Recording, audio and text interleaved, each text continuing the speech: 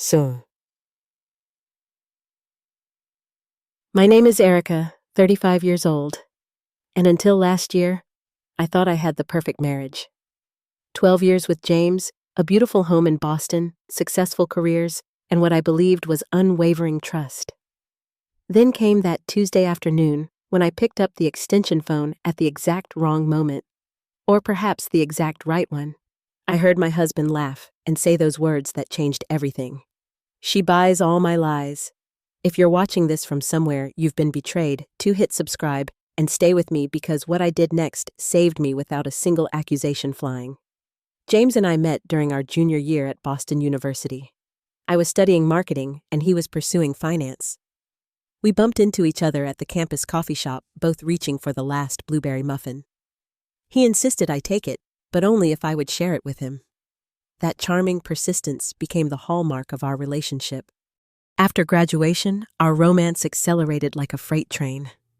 James proposed just 6 months later during a weekend trip to Cape Cod. The diamond wasn't large, but his promises were. We would build an empire together, he said. Two ambitious professionals taking on the world side by side. I believed every word. Our wedding was small but elegant. My parents, both teachers from Western Massachusetts, thought James was a catch with his finance degree and family connections. His parents' old money from Connecticut were politely reserved about their son marrying someone without a trust fund. But James defended me fiercely, saying my drive and intelligence were worth more than any inheritance. We decided early on not to have children. Both of us wanted to focus on our careers building wealth and status before considering a family. Sometimes I wondered if we were postponing too long. But James always had logical arguments about waiting just one more year until one more promotion, one more rung up the corporate ladder. I trusted James completely. His ambition mirrored my own, and I admired how he navigated the competitive world of investment banking. While I built marketing campaigns for luxury brands, he structured deals worth millions. We were the power couple our friends envied. Our home reflected our success. A Victorian in one of Boston's most prestigious neighborhoods, renovated with high-end finishes and filled with art we collected during our travels. Twice a year, we hosted dinner parties that became coveted invitations in our social circle. James always beamed with pride as guests admired our wine collection or the view from our rooftop deck. Our vacations were carefully planned adventures to places that would impress when mentioned casually in conversation. Bali, one year the Amalfi Coast, the next always with perfectly filtered photos for social media. Looking back, I wonder if we traveled to experience new places, or just to show others that we could. As James's reputation at his firm grew, so did his responsibilities. The late nights became more frequent. "Big client dinner," he would text. "Don't wait up."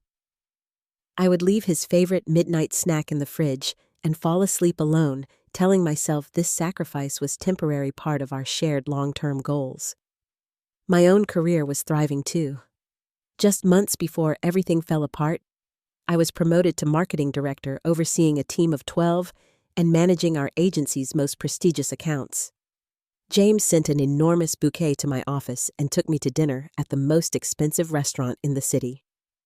"We're unstoppable together," he toasted. I clinked my glass against his, never suspecting it was all beginning to unravel. The signs were there, of course. They always are. A new cologne I didn't recognize began lingering on his shirts. Our passionate physical relationship had cooled to occasional perfunctory encounters that left me feeling more alone than satisfied.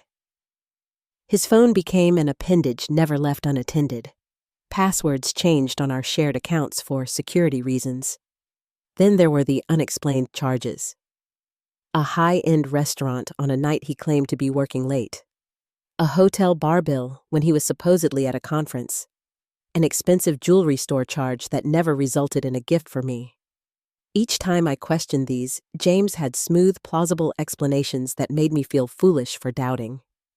The client requested that restaurant specifically, or the conference hotel charged me for the entire group's drinks, or that was a gift for my mother's birthday. And I believed him, or convinced myself I did, because the alternative was too painful to consider. My closest friend Sophia gently suggested once that perhaps something was off. James seems distant lately. Is everything okay? She asked during our monthly lunch. I immediately defended him, listing his work stressors and recent achievements. I was his best advocate, even as my subconscious registered the growing distance between us. I tried to rekindle our connection. Planned surprise date nights, bought new lingerie, suggested weekend getaways. James would participate half-heartedly, checking his phone throughout our romantic dinners or bringing work to our bed and breakfasts. Just need to review these numbers quickly, he would say, and 2 hours would pass in silence. Still, I maintained our perfect image. At parties, I was the adoring wife who understood the demands of a high-powered career. I laughed off his absences to friends, made excuses to family. I became an expert at the gentle touch on his arm, the knowing smile that suggested deep intimacy. All while the actual intimacy between us withered. I convinced myself this was normal. All marriages have phases. All successful people make sacrifices. All relationships evolve from passion to partnership. I repeated these mantras as I fell asleep alone, as I ate breakfast alone, as I attended friends' anniversary parties alone. The perfect facade I had built so carefully was about to shatter completely. But I didn't know it yet. I was still buying all his lies. The day everything changed was unseasonably warm for October in Boston. I was returning a day early from a marketing conference in Chicago. My final session had been canceled, so I caught an earlier flight, thinking I might surprise James with takeout from our favorite Thai restaurant. I didn't text him about my change in plans. Some small voice inside me whispered that the element of surprise might be important, though I wasn't consciously suspicious. Not yet. When my Uber pulled up to our house around 4:30 in the afternoon, I noticed James's car in the driveway. That was unusual. He rarely came home before 7, especially on weekdays. A small flutter of concern stirred in my stomach, but I told myself he might be working from home, or perhaps he wasn't feeling well. I entered quietly through our side door that led directly into the kitchen, setting down my suitcase and purse on the marble countertop. The house was still, but I could hear James's voice coming from his home office down the hall. The door was slightly ajar, a strip of light spilling onto the hardwood floor of the corridor. His tone made me pause. It wasn't his business voice, clipped and authoritative. It was relaxed, intimate, almost flirtatious. I stood frozen in the hallway, my hand gripping the handle of my carry-on bag. "She has no idea," I heard him say, followed by a warm laugh I hadn't heard directed at me in months. "Absolutely none." I should have announced my presence then, should have called out, "Honey, I'm home early." But something primal kept me silent, my feet rooted to the floor, my breath shallow. "Amanda, you worry too much," he continued. "Erica buys all my lies, always has." The name hit me like a physical blow. Amanda, his new junior analyst, the one he'd mentioned hiring just 6 months ago, describing her as brilliant but inexperienced. The woman whose name had begun appearing in his work stories with increasing frequency. I backed away from the office door, my mind racing. In the kitchen, I noticed the extension phone on the wall. Without consciously deciding to do it, I lifted the receiver with trembling fingers, careful not to make a sound, and pressed it to my ear. "The apartment is completely separate from our finances," James was saying. "She has no access to that account. I've made sure of it." Apartment? What apartment? My throat constricted as I struggled to keep my breathing silent. "2 more months," he continued. "After this merger goes through, my bonus will be enough to set us up nicely. Then I'll break the news to her." "What if she fights the divorce?" I heard a woman's voice ask. Amanda, young based on the slight vocal fry in her speech, worried. James laughed again, that same warm laugh that used to be mine. She won't get much. I've been moving assets gradually for almost a year. The prenup works in my favor anyway, and my lawyer says with her career alimony will be minimal. My legs nearly gave out. I gripped the kitchen counter for support, still holding the phone to my ear. Prenup. The document I'd signed 2 weeks before our wedding, assured by James it was just a formality and something my parents insist on. I'd never even kept a copy. 2 years is a long time to wait, Amanda said, her voice softening. I hate being the secret woman in your life. 2 years.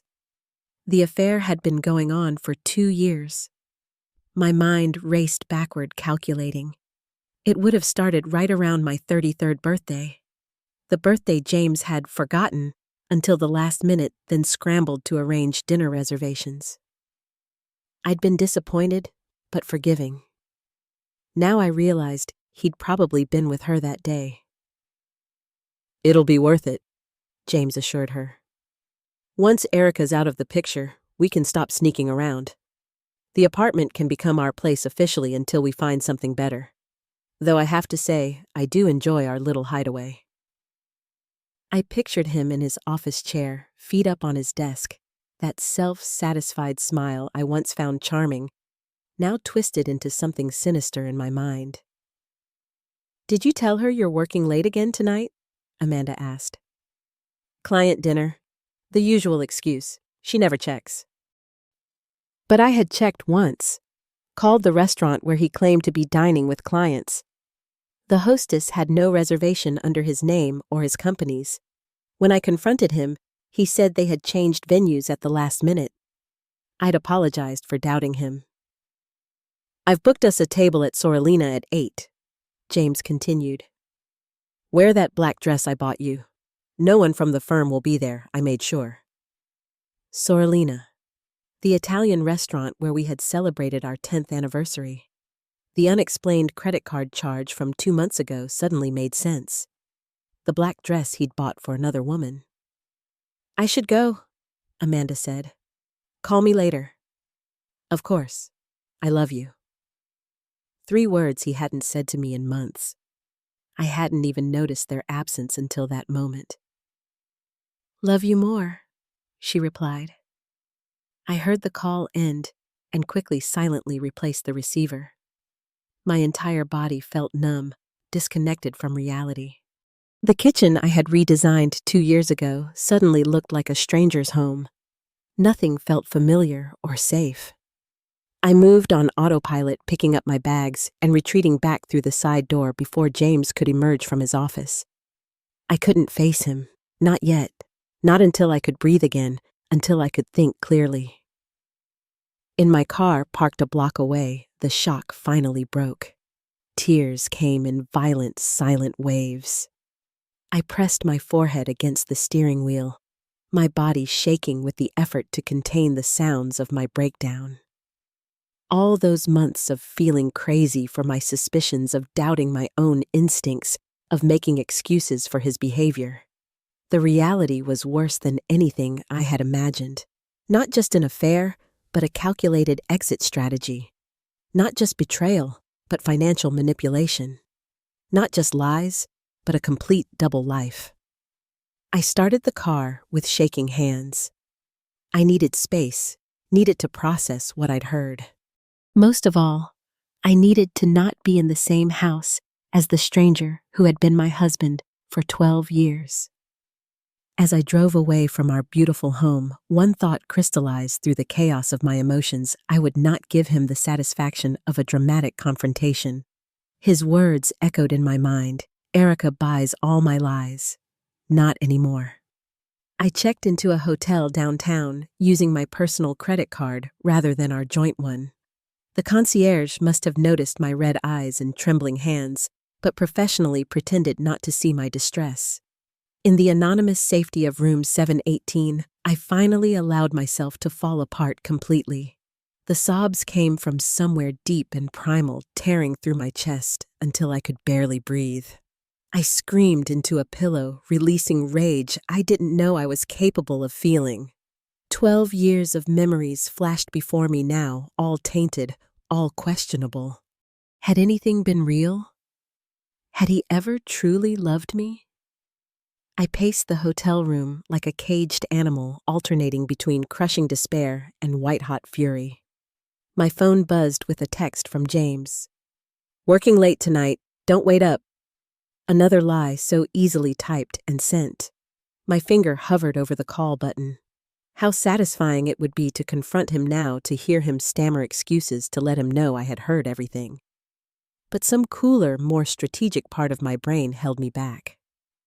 What would confronting him actually accomplish? A dramatic scene tears, denials, perhaps a half-hearted apology, before he continued with his plans anyway. I set the phone down without responding and went to the bathroom to splash cold water on my face. In the mirror, I barely recognized myself. The confident marketing executive was gone, replaced by a woman with swollen eyes and a haunted expression. I hated seeing myself this vulnerable, this broken. Throughout that long night, I cycled through every emotion possible. Around midnight, fueled by a dangerous mixture of minibar wine and adrenaline, I began searching online. Amanda's full name was likely Amanda Porter. James had mentioned her enough times in casual conversation that I knew she had graduated from Wharton just 3 years ago. Her LinkedIn profile appeared immediately. Pretty blonde, 10 years younger than me. Her profile photo showed her smiling confidently in a sleek blazer. Underexperienced financial analyst at James's firm for the past 18 months. So the affair had started almost immediately after he hired her. I scrolled through her Instagram next set to public because she had nothing to hide. There he was, in the background of a group photo at a company holiday party 6 months ago. Standing close to her, his hand possibly on her lower back, though the angle made it hard to be certain. Another photo, a glimpse of a male hand holding a cocktail tagged at a rooftop bar in New York during a weekend James had claimed to be at a conference.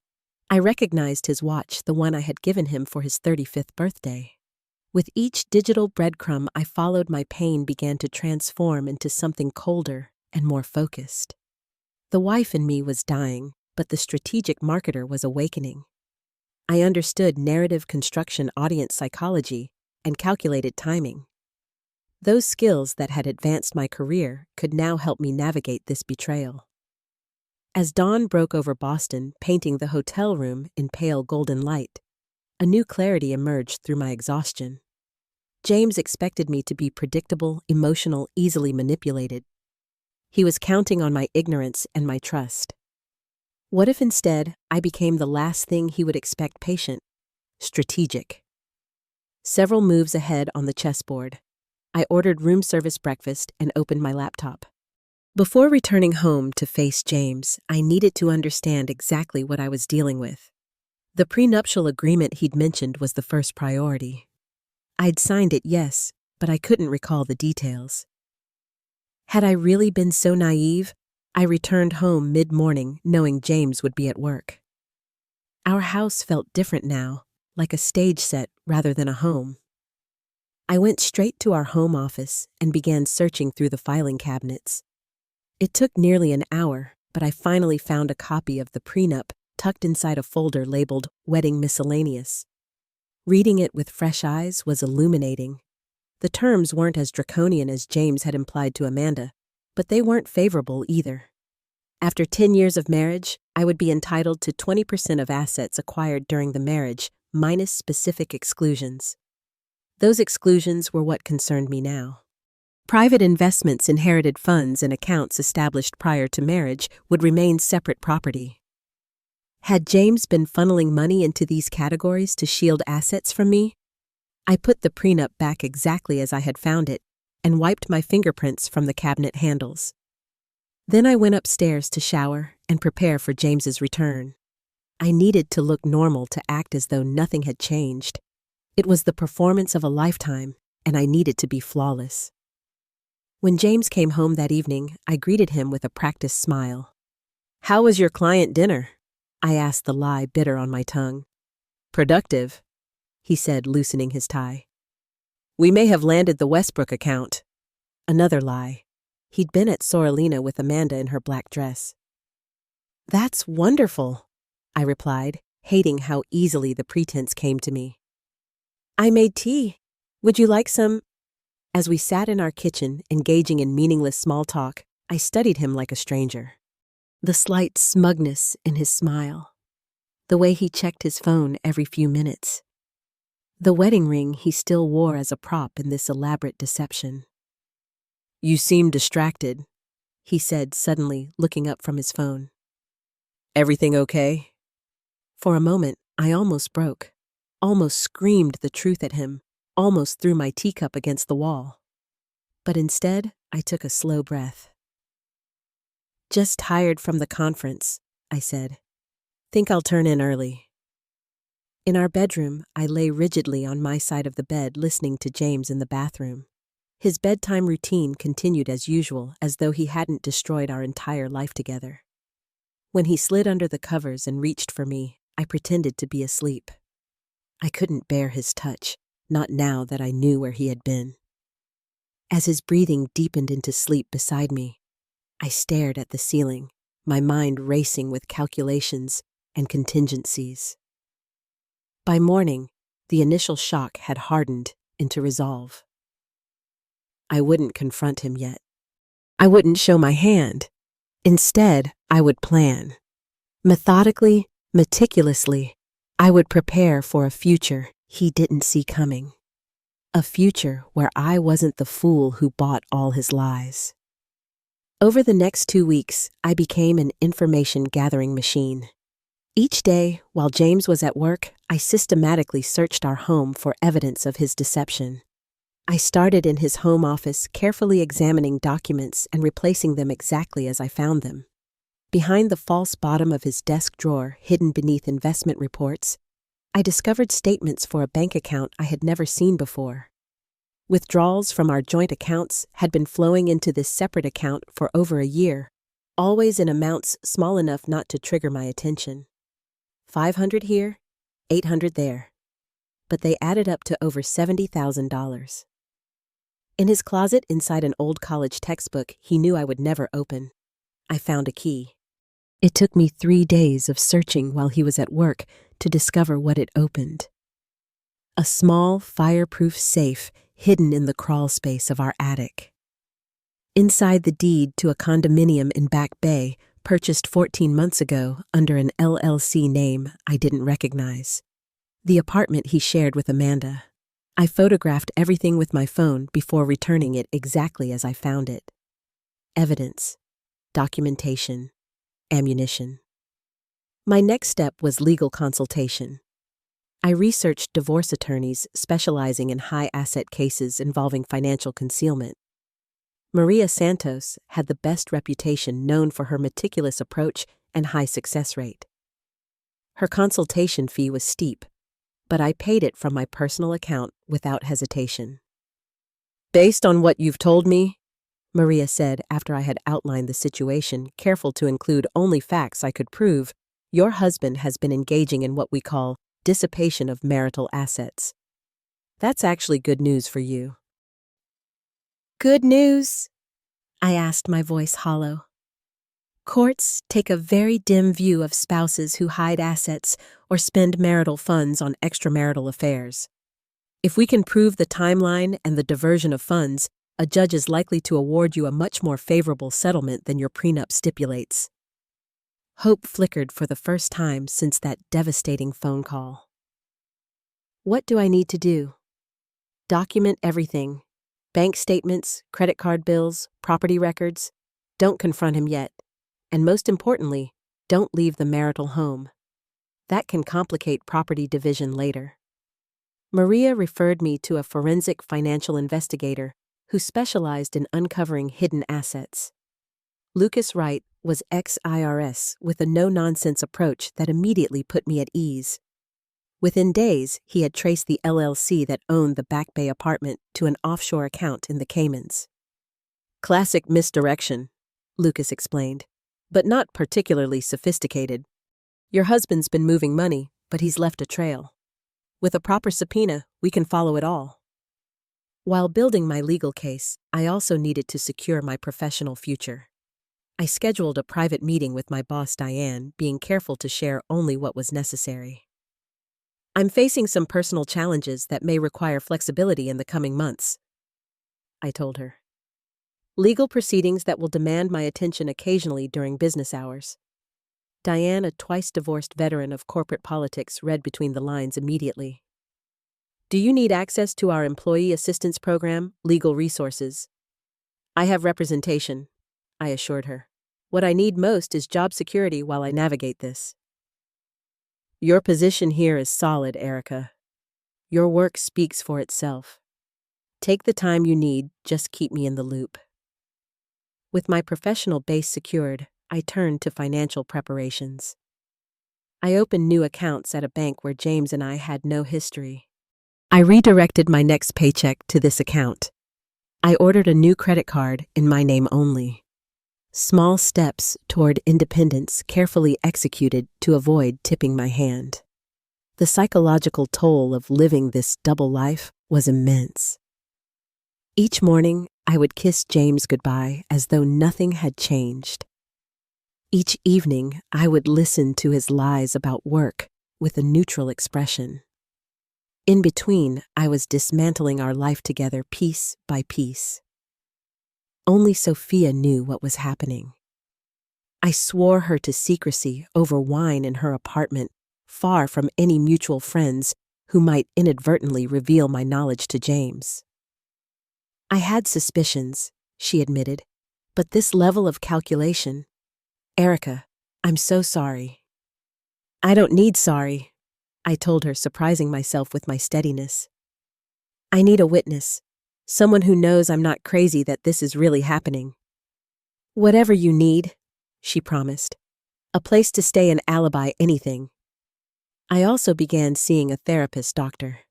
Levine, who specialized in betrayal trauma.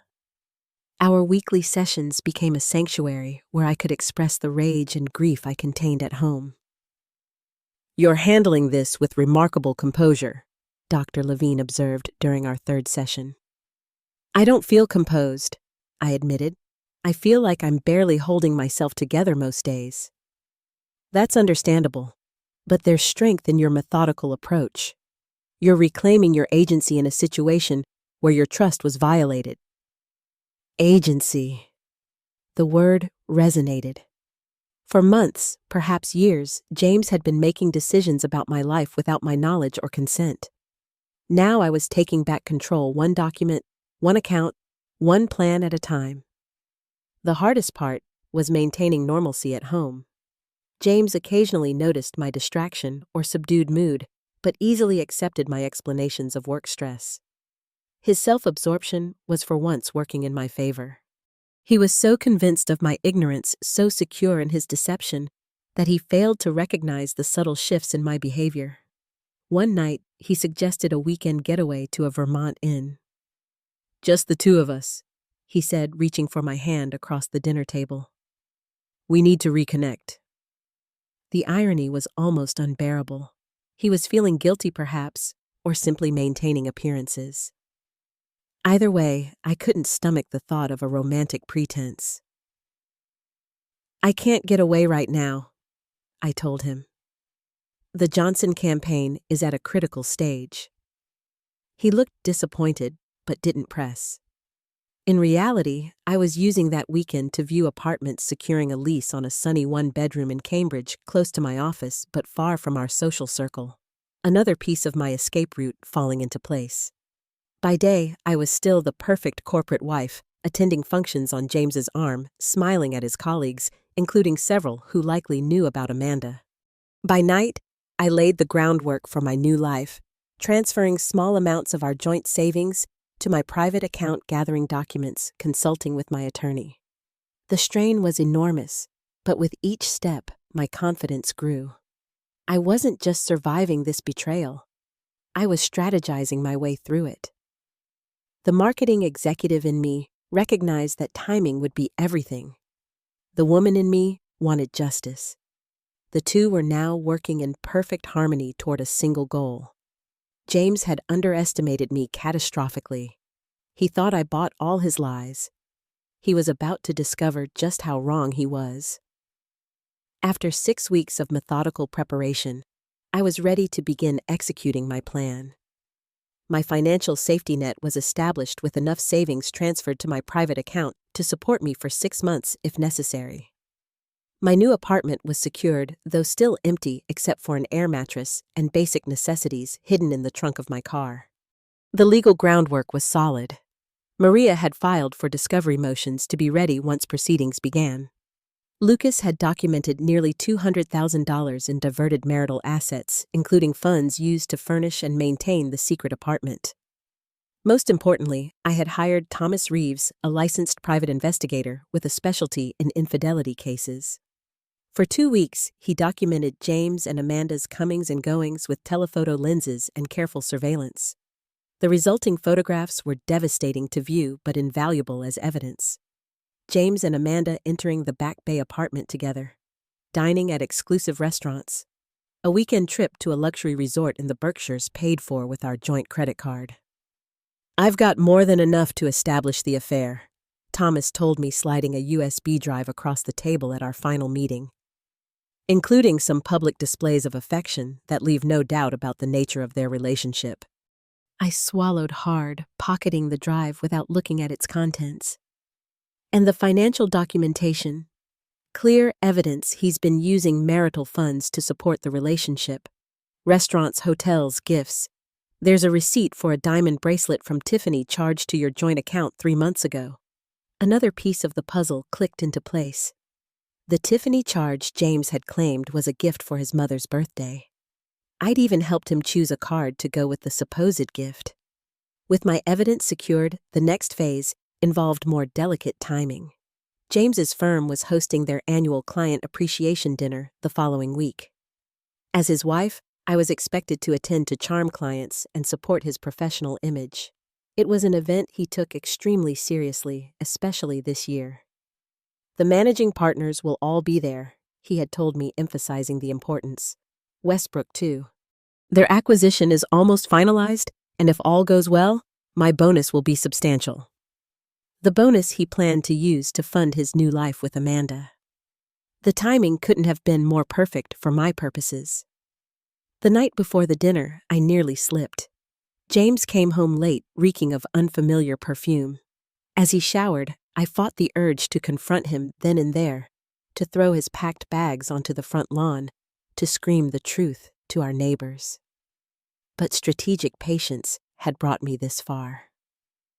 One more day would make all the difference. I lay awake that night rehearsing what was to come, calming my racing heart with deep breaths. James slept soundly beside me, untroubled by conscience, unaware that his carefully constructed deception was hours from collapse. The day of the dinner arrived. I spent extra time on my appearance, selecting a red dress. James had always admired styling my hair in loose waves, applying makeup with precision. The woman in the mirror looked confident, polished, completely in control. Only the slight tightness around her eyes hinted at the turmoil beneath the surface. "You look stunning," James said when I emerged from our bedroom. His appreciative gaze contained no hint that he'd been with another woman the night before. His compartmentalization was almost impressive.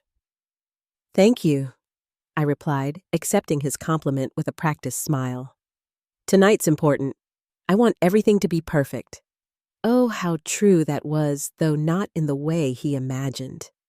During the drive to the venue, an upscale hotel downtown, James briefed me on the clients I should focus on, the partners' wives I should befriend. I nodded attentively, playing my role one last time. The ballroom was elegantly decorated, soft lighting, flattering the powerful men and expensively maintained women who represented Boston's financial elite. James was immediately surrounded by colleagues, his hand possessively at my waist as he introduced me around. I smiled and charmed on autopilot, watching the door from the corner of my eye. At precisely 8:15, right on schedule, Amanda walked in. I had arranged for her invitation myself through a careful bit of social engineering with James's assistant. "My husband mentioned wanting to include Amanda Porter," I had said innocently. "She's been instrumental in the Westbrook deal." Now she stood uncertainly at the entrance scanning the crowd. She wore a black dress. The black dress I presumed. She looked younger in person than in her photos and nervous. Good. James hadn't seen her yet. He was deep in conversation with the managing partner, gesturing enthusiastically as he described some deal structure. I excused myself smoothly and made my way across the room. Amanda? I extended my hand warmly. I'm Erica James's wife. So glad you could join us tonight. Her face paled. She clearly hadn't expected to encounter me here. Oh, Mrs. Williams, thank you. I wasn't sure if I should come, but the invitation said all team members were welcome. Absolutely, I assured her, my smile never wavering. James speaks so highly of your contributions. In fact, let me bring you over to his conversation. He's just there with Mr. Westbrook. Her eyes widened in alarm. I don't want to interrupt. Nonsense. They're discussing the acquisition you've been working on. Your insight would be valuable. Before she could protest, I gently guided her through the crowd toward my husband. James's back was to us, but as we approached, the managing partner glanced up, and his expression of surprise alerted James that something was happening. He turned, and in that moment, I witnessed something I will treasure forever, the look of absolute shock and fear that crossed his face when he saw his wife and his mistress approaching together. Darling, I said sweetly, look who I found. Amanda was kind enough to join us tonight. I was just telling her how much you value her work on the Westbrook acquisition. James's face cycled through emotions so quickly it was almost comical. Shock, fear, anger. Then the rapid reassembly of his professional mask. Amanda, he managed, his voice only slightly strained. I didn't realize you'd be here tonight. I invited her, I explained to the confused group. When I was confirming details with your assistant, you're always saying team recognition is important. Mr. Westbrook, a shrewd man in his 60s, was watching this interaction with increasing interest. Ms. Porter, he said, extending his hand to Amanda. James has indeed spoken highly of your financial models, though he didn't mention you'd be joining us tonight. Amanda shook his hand weakly, clearly struggling to maintain composure. Thank you, sir. It was a last-minute decision. The conversation continued awkwardly for several minutes. I remained beside James, my hand on his arm, the perfect supportive wife. Amanda stood uncomfortably across from us, unable to meet my eyes, while James attempted to steer the conversation back to business matters. When the managing partner excused himself to greet other guests, I made my move. Leaning close to James's ear, I whispered, I know about the apartment in Back Bay. I know about the accounts in the Caymans. I know everything, James. He stiffened beside me, his champagne glass frozen halfway to his lips. I have copies of all the documentation. I continued, my voice so low only he could hear me. Financial records, photographs, everything. You'll be hearing from my attorney tomorrow.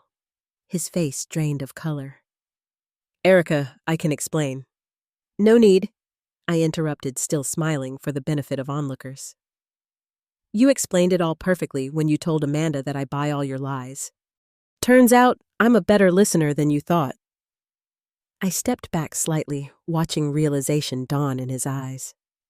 The phone call, the extension line, the moment his carefully constructed deception began to unravel. Now, I said, my voice steady despite my racing heart. I'm going to say goodnight to a few people and leave.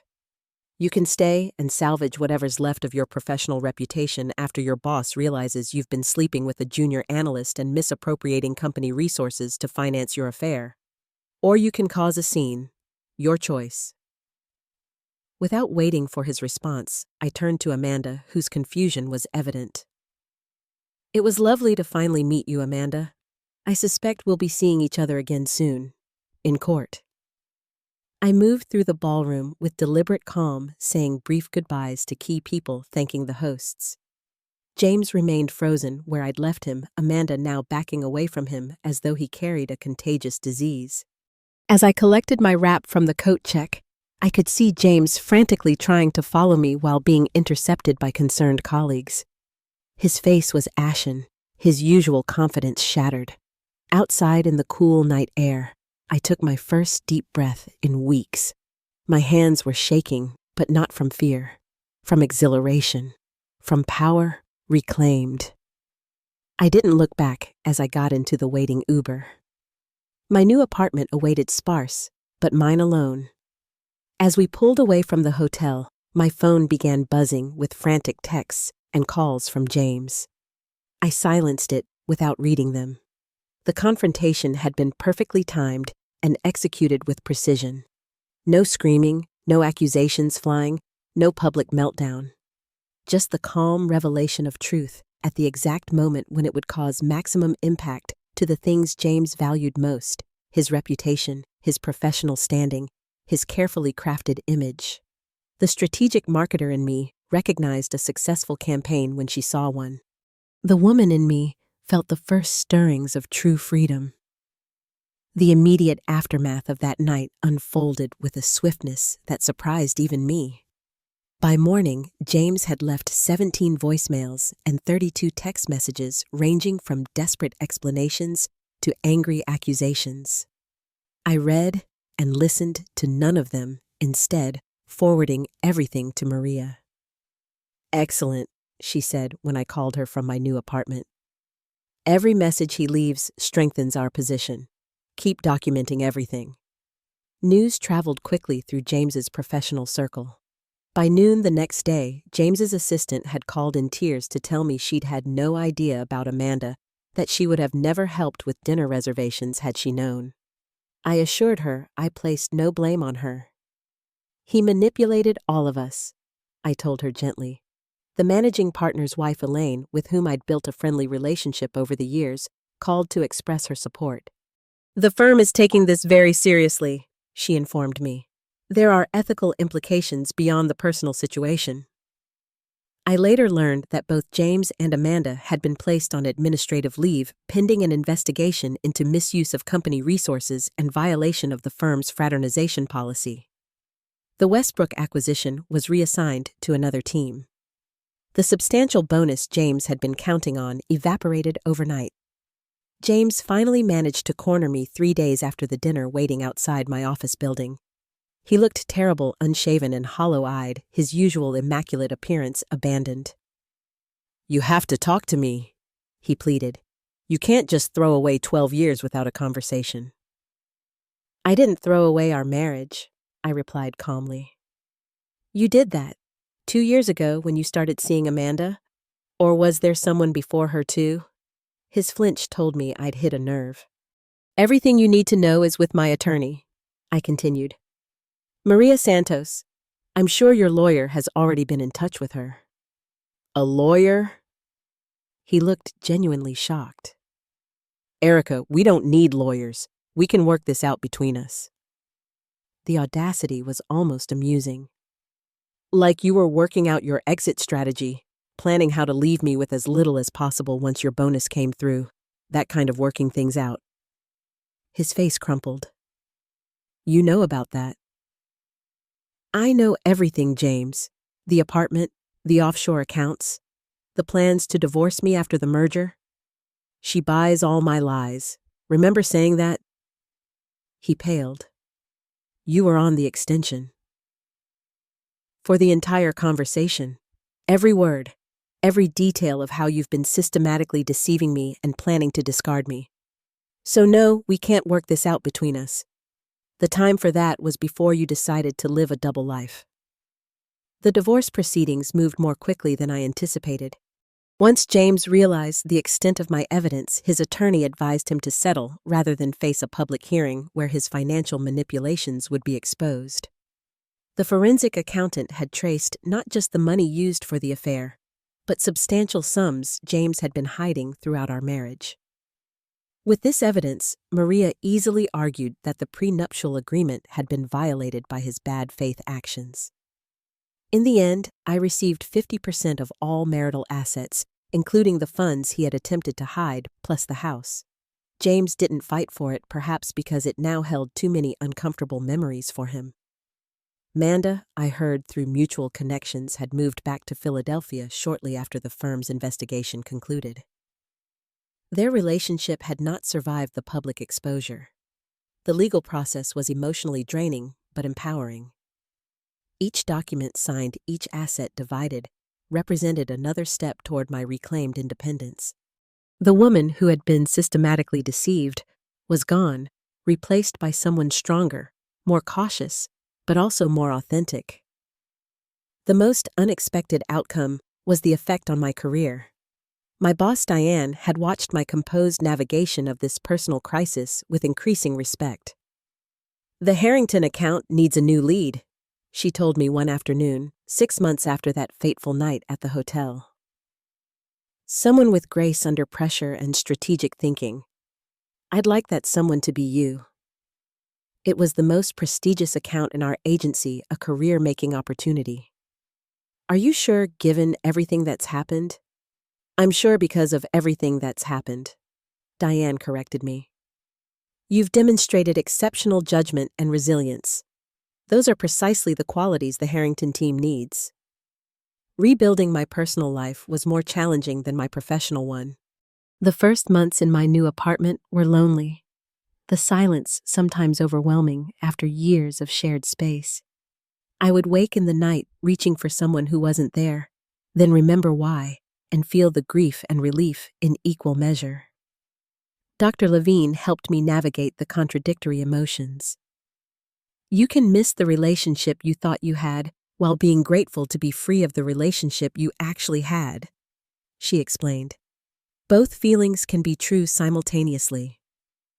Gradually, I established new routines. Sunday brunches with Sophia became a tradition. I joined a book club that met monthly in a local wine bar. I redecorated my apartment in colors and styles James would have hated, each choice a small reclamation of my own taste. 6 months after the divorce was finalized, I ran into Thomas, the private investigator who had documented James's affair. We were both at a small jazz club in Cambridge, there separately with different friend groups. "Ms. Williams." He greeted me, then immediately corrected himself. "Sorry, you've probably gone back to your maiden name." "Still Williams for now," I admitted. "Paperwork hassle. And please, it's Erica." "Erica," he amended with a warm smile. "You look well. Much better than when we were meeting about surveillance photos." I laughed, surprised at how easy it felt. "Low bar, but thank you. And thank you again for your work. It made all the difference." "I don't often get to see the positive outcomes of my cases," he admitted. "Usually I'm just the messenger with the bad news, then I disappear." We ended up talking for over an hour. Thomas was divorced himself, understood the complexity of rebuilding after betrayal. When he asked for my number, I hesitated only briefly before giving it to him. Not for romance, I wasn't ready for that, but for friendship with someone who had witnessed my worst moment and still saw strength there. As the 1-year anniversary of my discovery approached, I made a deliberate choice not to commemorate it. Instead, I focused on the future. The Harrington campaign was launching to industry acclaim. My new financial portfolio, managed solely by me, was thriving. I was considering a real estate investment of my own. The woman who had once built her identity around being the perfect wife now stood confidently on her own achievements. The pain hadn't disappeared entirely. Perhaps it never would, but it had transformed into something valuable: wisdom, boundary setting, self-reliance. Sometimes I think about what might have happened if I hadn't come home early that day, if I hadn't heard that phone call. How many more months or years might I have lived in blissful ignorance while James executed his exit strategy? The thought still chills me, but then I remember what I discovered about myself through this ordeal. Not just that I could survive betrayal, but that I could respond to it with strategic brilliance rather than just emotional reaction. That patience and planning could be more powerful than confrontation and chaos. that rebuilding could lead to something stronger than what was broken. Sometimes, the most powerful response isn't an explosion of anger, but a quiet, determined reconstruction of your life, brick by brick, on your own terms. That's the unexpected gift I found beneath the rubble of my marriage, the blueprints for a life that's truly mine. Have you ever had to completely rebuild your life after betrayal? What unexpected strengths did you discover in yourself during that process? Share your story in the comments below. And if this resonated with you, please subscribe and hit that like button. Your support means everything as I continue sharing these difficult but transformative life experiences. Thank you for walking this path with me today.